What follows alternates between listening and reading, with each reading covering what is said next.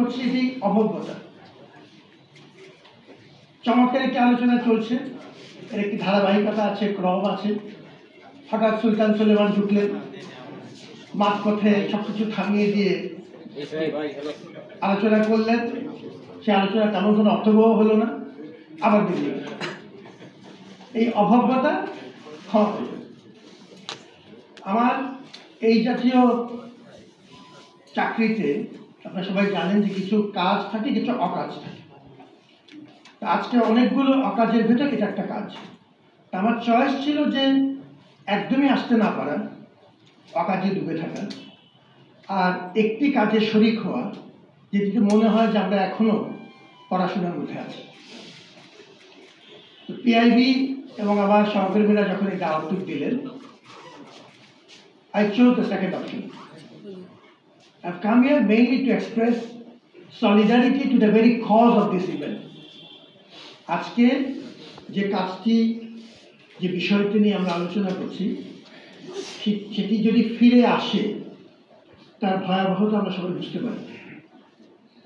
সুতরাং এ সম্পর্কে আলোচনা ঝিমিয়ে রাখা, যতদূর সম্ভব আত্মস্থ করা এবং নিজে যদি কিছু ভূমিকা পালন করা যায় সেটি পালন করা খুবই প্রয়োজন। সেই ডাকে সাড়া দিয়ে আপনাদের সাথে একটু শরীক হল। আমার নানা সীমাবদ্ধতা রয়েছে, ক্ষমা প্রার্থী, কিন্তু আমি আসলে খুব আনন্দিত। দ্বিতীয় যে কথাটি বলতে চাই সেটি হচ্ছে, আজকে আমি আসলে কী শিখলাম। আমি প্রফেসর মাহমুদের অত্যন্ত সারগর্ভ আলোচনা, এই জাতীয় একটি আলোচনা 15-20 মিনিট সামারাইজ করা আসলেই কঠিন। প্রেডিটরি জার্নালিজমের বিষয়টা আমরা একাডেমিক মহলে একরকম জানি এই কারণে, যেহেতু আমাদেরকে জার্নালে কিছু লেখালেখি করতে হবে, অনেক সময় যে সরকারিরা আছে।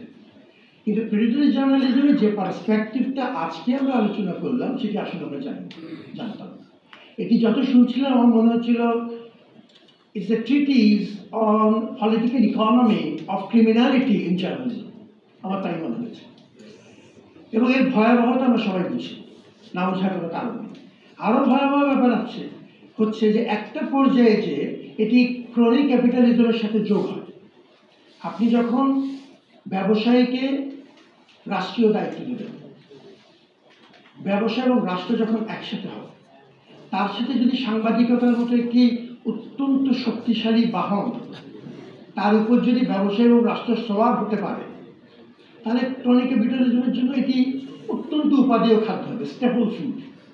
এবং সেই পথে যদি আমরা যাই, তার ভয়াবহতা না বোঝার কোনো কারণ নেই। কিছুদিন তো আমরা এই চক্রে ছিলাম, এর আগেও যে ছিলাম না তা না, একটি লম্বা সময় থেকে চক্রটা হয়তো বেশি বুঝতে পেরেছি। এই চরিত্র এর আগেও ছিল। আচ্ছা, এখন নতুন করে ফিরে এলে কি হবে সেটা আমরা বুঝি। এই জন্য বলছি, যার যার অবস্থান থেকে যদি কিছু অন্তত ভূমিকা পালন করা যায়। পুলিশদের খুব বিখ্যাত এক উক্তি আছে, আমার অভিজ্ঞ বাক্যটি আসলে মনে নেই। তিনি বলেছিলেন, আমার যেহেতু মনে আছে, যে the republic and the press, journalism, media, যাই বলেন না কেন, will rise or fall together. সুতরাং এই জার্নালিজমের বিষয়টাকে হালকাভাবে নেওয়ার কোনো সুযোগ নেই। একটা রাষ্ট্র উত্থান কিংবা তার পতন একসাথে জার্নালিজমের সাথে। সুতরাং এই বিষয়টি নিয়ে আলোচনা ঝিমিয়ে রাখা অত্যন্ত প্রয়োজন। আজকে আমার বিশ্ববিদ্যালয়ে আমার সম্মানিত কিছু সহকর্মী পিআইবির সাথে এই আলোচনাটি করেছেন। আমরা আমাদের ক্ষুদ্র পরিসরে যতটুকু সম্ভব এই ধরনের আলোচনাটি সবসময় পাশে থাকতে চাই, এবং এটি we consider this to be privilege, এবং আমরা সেটি করতে থাকি। এবং তৃতীয়ত আমি কিছু ধন্যবাদ দিতে চাই, মানে সেদিস আই মিন দিস। আমি দলীয় রাজনীতির মধ্যে নেই, সুতরাং আমি যখন কথাবার্তা বলি চেষ্টা করি এখান থেকে বলতে, এখান থেকে না।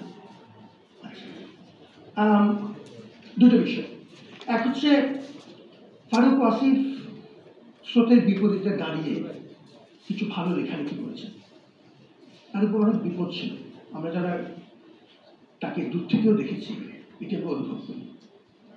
তিনি একটি সত্যিকার অর্থে জাতীয় প্রতিষ্ঠানের দায়িত্ব নিয়েছেন। এই প্রতিষ্ঠানটি এত বেশি কম্প্রোমাইজড হয়েছে যে জাতীয় চরিত্র হারিয়ে গেছে অনেক প্রতিষ্ঠানের মধ্যে ওভার দ্য ইয়ার্স। কিন্তু এটি প্রকৃত অর্থে একটি জাতীয় প্রতিষ্ঠান। যদি